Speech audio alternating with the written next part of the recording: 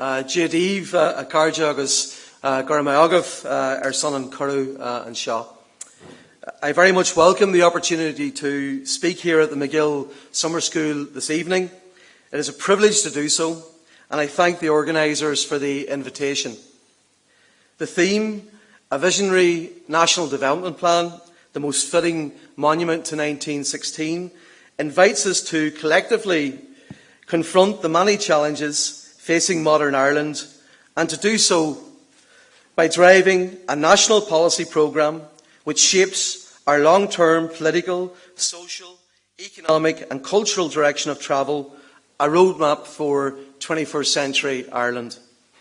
As a proud Donegal and Ulster man and a Republican TD, you can imagine I have much to say on the type of Ireland I want to see for the future, both as an island and as a nation. The theme this evening is fitting during this decade of centenaries. Those who we remember during this period were indeed visionaries, and any national development plan must indeed be visionary in its approach as well. During this very important decade of centenaries, important space continues to be carved out and brave initiatives taken, which allows all of us from each tradition and culture, whether of an Irish or British identity, to develop a deeper understanding of each other and those key events which shaped our history from 1912 to 1922. The historic events of that period still have real effect on contemporary Ireland, not least in terms of the century-long partition that exists and the subsequent division and political conflict this generated over many decades. Thankfully, we have emerged from those painful decades of political conflict. However, our country remains deeply affected from the legacy of our past. Post-conflict peacebuilding, democracy and recovery efforts are essential to achieving a just and lasting peace. We may never come to agree a shared narrative of the past, but we must share and build a new future together. The Good Friday Agreement, agreed at the multi-party negotiations in the North and by both the Irish and British governments on 10th of April 1998 and overwhelmingly endorsed through referenda North and South in May 1998, is the bedrock of the peace process. It must be safeguarded and fully implemented along with the other subsequent agreements. It is unacceptable for any party to gameplay with the peace process in order to point score against another or to try to win any short-term or short-sighted election benefit. The agreement belongs to the people of this island, not any political party. The Good Friday Agreement states that it is for the people of Ireland alone, by agreement between the two parts respectively, and without external impediments, to exercise their right of self-determination on the basis of consent, freely and concurrently given, North and South, to bring about a united Ireland, accepting that this right must be achieved and exercised with and subject to the agreement and consent of a majority of the people of the North of Ireland. As an Irish Republican and a Sinn Féin TD, I consider it to be my task and responsibility to actively work with others to unite communities and build a modern nation and persuade our unionist neighbours and every other citizen of the merits of a united Ireland and achieve the right of self-determination on the basis of consent. Not for the sake of it, but because it is how we will strengthen our democratic future as a society. We want a country which embraces those of a unionist persuasion and to be defined by new friendships, human dignity and a common purpose, for this to be both the starting point and the cornerstone of any new Ireland, and of a real republic where citizens' democratic and constitutional rights and safeguards are in fact realised as envisaged in the Proclamation of 1916. I believe it is the duty of the Irish Government to promote all-Ireland policies and strategies, benefiting all parts of the island, not only this state. I want an Irish Government who will actively seek to persuade Unionists through dialogue of the advantages of unification for all the people who share this island in all of their diversity.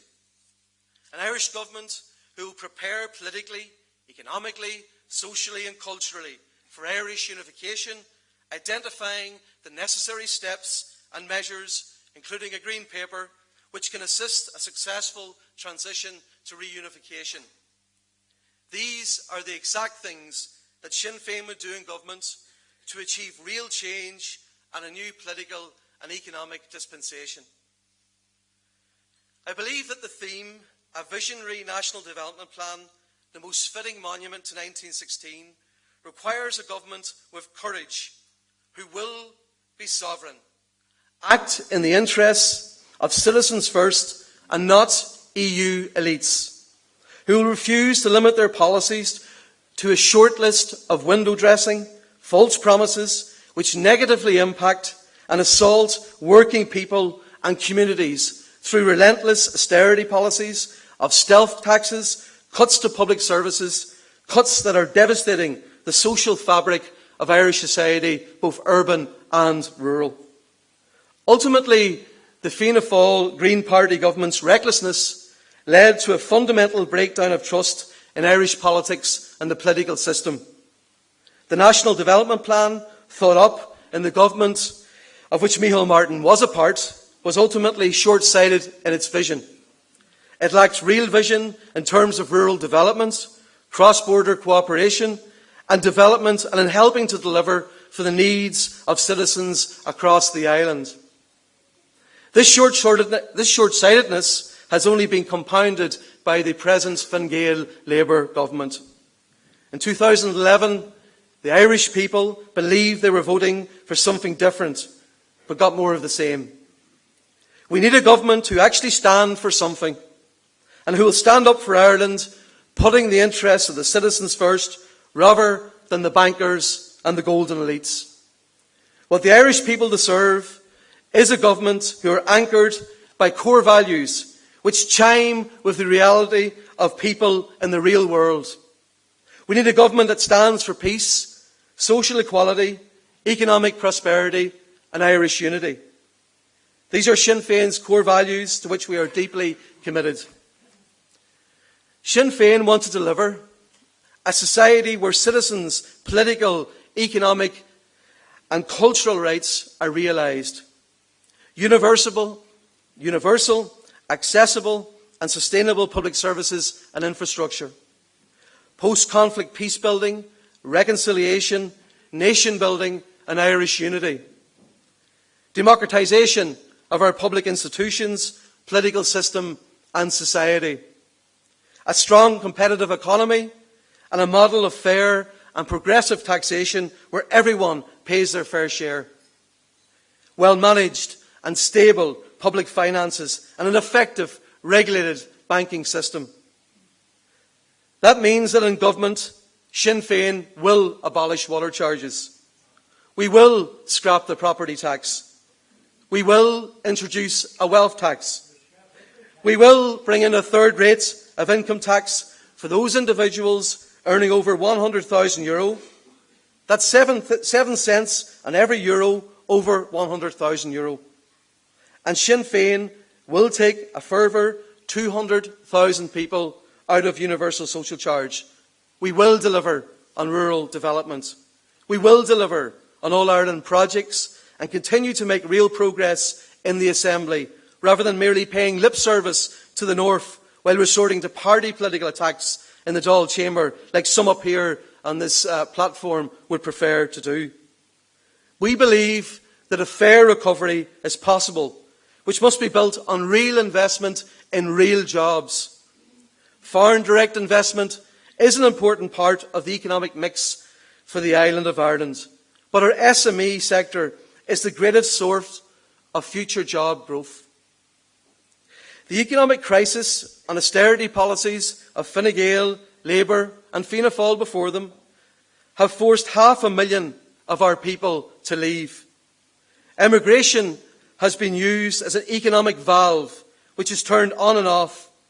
This has been disastrous, and there's very few counties that know more about that than here in Donegal. Another generation of our young people driven to work in places like Australia, Canada, America, Britain, rather than here beside their families. T.K. Whitaker was without doubt a skilled and visionary public servant and economist who played a critical role with Sean Lemass in the new economic planning model adopted by Ireland post-World War. He was born in 1916 and is certainly an Irish patriot in his own right. He understood the emerging realities confronting Ireland going forward in the 1950s, which was at the time suffering massive unemployment, economic stagnation, forced immigration and obvious low living standards. A problem solver, he recognised the decline of protectionism and growing economic cooperation as a free trade, and therefore steered the economy from further economic stagnation through his programme for economic expansion in 1958. However, 50 years later, and by no fault of Mr Whitaker, the Irish economy collapsed rather than consolidated under the stewardship of the Fianna Fáil Green Party government, including Micheál Martin. Through a conservative and neoliberal policy of relentless austerity, Fine Gael, supported by the Labour Party, are taking the state, yes, to a post-crisis situation, but it's a two-tier recovery, which serves the one section of society over and over. Because Labour have abandoned their promised social democratic model and core values, which should anchor their approach, they are failing to rebuild the economy on the basis of a progressive, fair or sustainable socio-economic model. At this critical juncture, an alternative is now required. If we are intent on devising a visionary plan which is based on economic reality and sound policies as a fitting monument to 1916. We need new economic thinking, new ideas and an honest and coherent political approach. An integrated and sustainable policy plan based on core Republican values and guiding principles can deliver this as a fitting monument to 1916. This means a truly visionary development plan and democratic programme for a new Ireland. This means a new political leadership, and this means a Sinn Féin-led government. Go raibh míle maith agaibh.